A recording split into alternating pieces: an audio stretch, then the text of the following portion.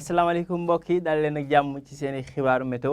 tàngaay gi nag dana tàmbalee tar lool ci biir dëkk bi rawatina boori penku jàpp diggu dëkk bi température yi dana weesu ñeent fukki degré ci gox yooyu leen bu ñu xoolee nag guddi gi jàpp bërset bi dana wéy di peex maanaam seddaay goo xam ne dañu ko nemmeeku ci boori bëj Saalum daanaka rawatina boori Casamance waaye itam bëj Gànnaar ak boori sow bu njàllee ci leeral xibaar yooyu le tàmbale ko ci image satellite bi asamaan si dana leer bu baax ci bëccëg gi guddik tey gi le nag danañ am ay niir yoo xam ne dana faral di doxantu diggante Ndakaaru jàpp boori Ndar ba boori Podor muy xoolee ci guddik tey gi le jàpp nag ba ëllëg ci suba asamaan si dana leer ci yenn gox réew mi rawatina boori diggu réew mi waaye danañ am ay niir yuy doxantu nag ci boori bëj Saalum jàpp boori bëj Gànnaar waaye asamaan su leer moo fi gën a fës bu ñu xoolee température nag dana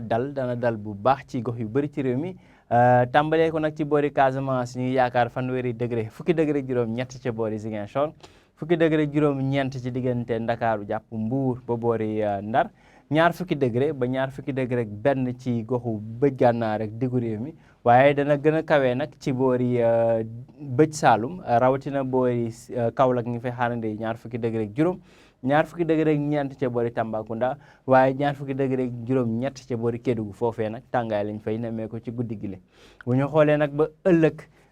ci àllarba bi asamaan si dana leer jant bi moo fi gën a fës dañu am tuuti niir yu doxantu waaye jant bi mooy gën a fës ci réew mi ak température nag yu kawe yoo xam ne ñu ngi koy tàmbalee di nemmeeku ci penku réew mi jàpp diggu réew mi température dana dalee ci fanweeri degré juróom-ñett ba juróom-ñeent ci yenn goxu bëj Gànnaar ak diggu réew mi waaye tamit ñeent fukki degré dinañ ko nemmeeku diggante Podor diggante Diourbel jàpp Linguère waaye tamit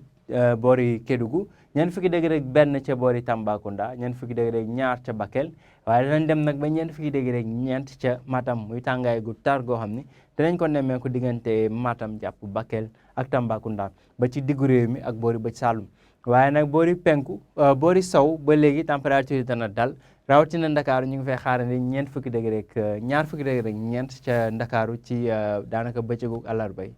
mbokk yi ci tënk rek tàngaay la goo xam ni dana tàmbalee tar ci biir réew mi rawatina boori penku jàpp diggu réew mi ak boori